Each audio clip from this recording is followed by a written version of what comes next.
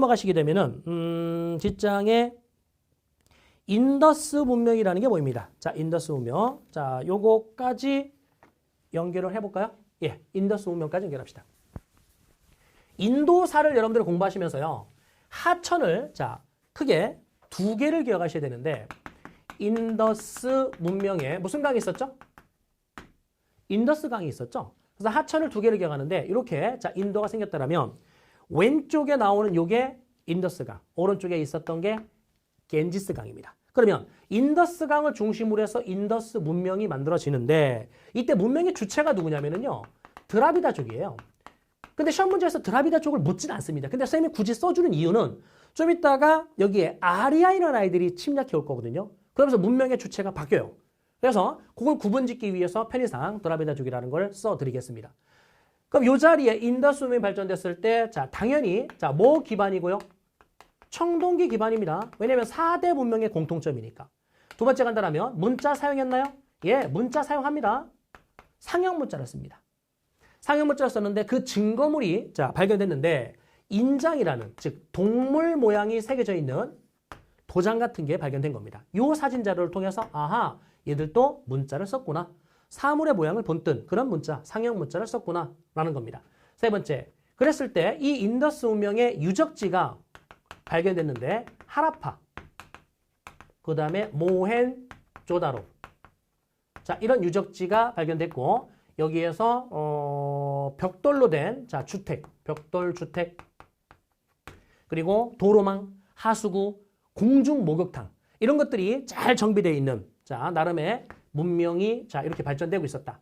근데요 기원전 1500년경에 이 자리에 누가 들어오냐면 아리아인이라는 애들이 들어오는데 뭘 가지고 들어왔냐면 철기를 가지고 들어옵니다. 얘들은요 청동기 기반이죠. 그러니까 밀리죠. 밀리니까 도망갑니다. 자, 애들이 흩어집니다. 흩어지는데 기원전 1000년경이 되면은 얘네들이 그러니까 기원전 1500년경에 여기를 다 점령을 했어요. 그러니까 인더스 문명은 무너진 겁니다. 그들이 이제 흡수한 거죠.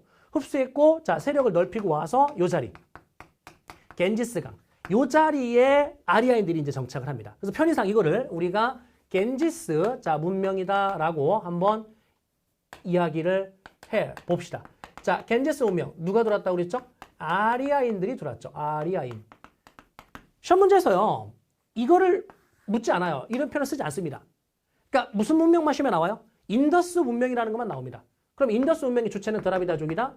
지금부터 나오는 이 내용은 우리가 편의상 겐지스 문명이라고 썼지만 시험에서 이런 표현을 쓰지 않는다고 제가 말씀드렸고 무슨 문명이 아니라는 것만 기억하면 돼요. 인더스 문명이 아니다. 선생님 무슨 말이에요? 인도와 관련된 특징은 맞아요. 실제 시험에 나와요. 인도와 관련된 특징 그럼 맞는데 인더스 문명이라고 묘사하면 틀립니다. 자 보세요. 얘네들이 기존의 인도 지역에 살고 있었던 뭐 드라비드족을 비롯한 토착 세력들을 지배하는 거 아닙니까? 누가? 아리아인들이.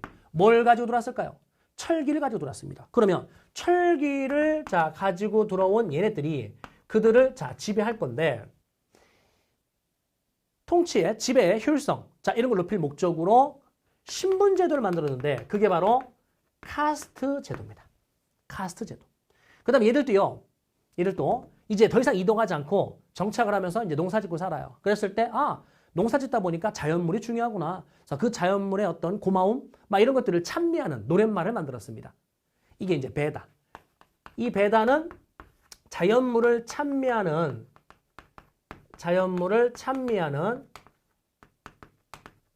그런 내용의 일종의 찬송가 같은 건데 경전이라고 제가 썼잖아요. 어떤 종교에? 그렇죠. 브라만교. 브라만교의 자, 경전과 같은 역할을 했던 게 바로 베다입니다. 그러면 쌤이 자, 밑줄 긋게요. 브라만교, 베다, 그리고 카스테족. 이 세 가지는 어디와 관련된 특징은 맞지만 인도와 관련된 특징은 맞지만 인더스 문명이라고 표현해서 답을 하면 안 돼요.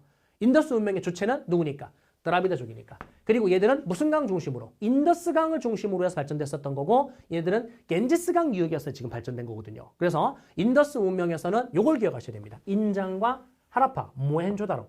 그 다음에 겐지스 문명이라고 표현한 이 세 가지와 구분 짓길 바라고요. 출제가 돼요. 출제가 되는데 인더스 문명이라고 하면 안 된다. 10페이지에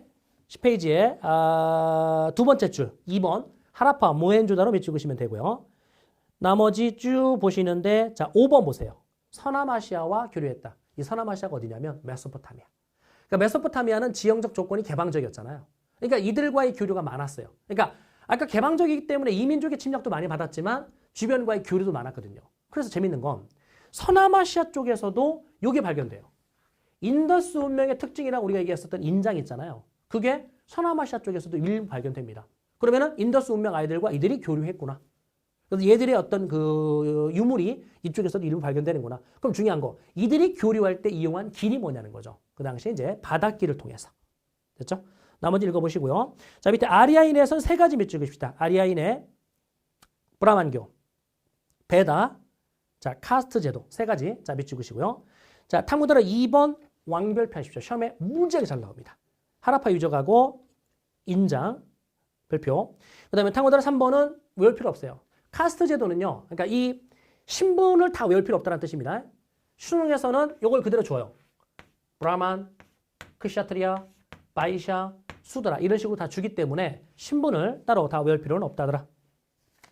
자, 오른쪽 페이지 가게 되면은 자, 오리엔트 문명에서는 메소포타미아 문명에서 개방적 지형이다라는 걸 밑줄 그시고 아까 제가 최대한 다 이해시키려고 노력했습니다. 플러스 마이너스. 기억나시죠? 자, 플러스는 안정적이다. 마이너스는 혼란스럽다. 그래서 태양력이냐, 태음력이냐 이렇게 이제 끌어낼 수 있게끔 설명을 해드렸을 겁니다.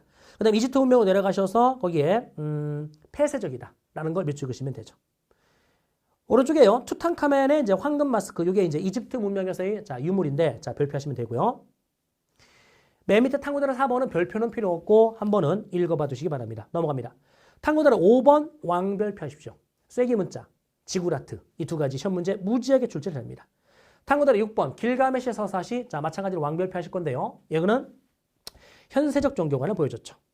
탐구다라 7번도 왕별표 하시고요. 탐구다라 8번도 왕별표 하시기 바랍니다. 자, 수능 문제 1번 문제에서 출제가 될 겁니다. 오른쪽에 가게 되면 히타이트 철기 밑줄 그시면 되죠. 페니키아는 2개 밑줄 그을게요. 카르타고 그 다음에 표현 문자를 사용했다는 거. 헤브라에서는 이제 유르신 신화 자, 읽어보시면 되고요. 탐구다라 9번은 예, 지워졌네요. 탐구다라 9번은 제가 오리엔트의 문명 전체를 발전되는 과정. 누가 이 전체를 최초로 통일했느냐? 아시리아. 그럼 여기다 아시리아에다가 써있나요? 최초의 통일. 근데 분열됐다더라. 그러고 나서 다시 재통일했었던 게 이제 아케미네스 왕조 페르시아라는 거. 이 정도 말씀드렸고요. 지금 4대 문명에서 자, 뭐 있습니까? 메소포타미아 문명, 이집트 문명, 인더스 문명. 남은 게 뭐죠? 황하 문명이 남았네요. 그죠? 자, 이 황하 문명을 다시 다음 강의에서 연결해서 중국사, 이 중국사로 이제 쭉 한 대 묶어서 진행을 하겠습니다. 예, 고생하셨습니다.